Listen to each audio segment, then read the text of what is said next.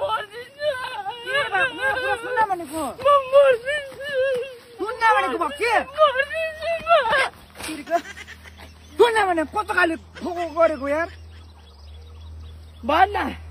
कस्तो मर्छु कि मर्छु भनेको यार मर्दिन्छु कस्तो खाले रहेछ है मान्छे त मलाई मिलाइदिन्छ कि दिँदैन त्यति चाहिँ भन् त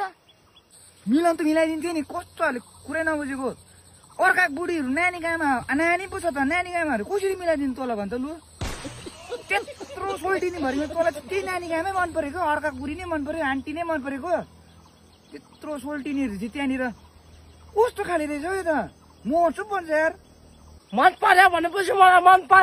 पर्यो त्यो मेरो बुढी होस् या अर्काको बुढी होस् दुनियाँले किसिम बनोस् तर मलाई त्यही मन पर्छ मन पर्यो भने मिलाइदिनुहोस् कि मिलाइदिँदैन कसरी चाहिँ मिलाइदिनु तँलाई अर्काको बुढीहरू नानी आमाहरू छ्या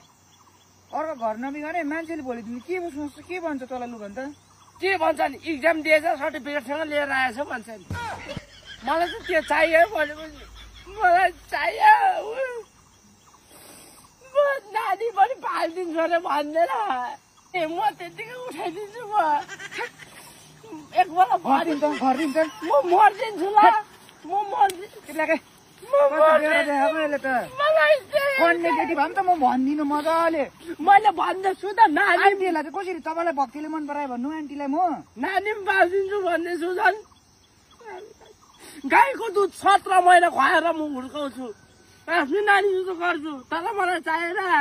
दुध खुवाउनुपर्छ नि ठुलो छ नानी ठुलो छ मिलाइदिए ल हेत्तेरी कसरी मिलाउनु भनेको आन्टी चाहिँ मलाई चाहियो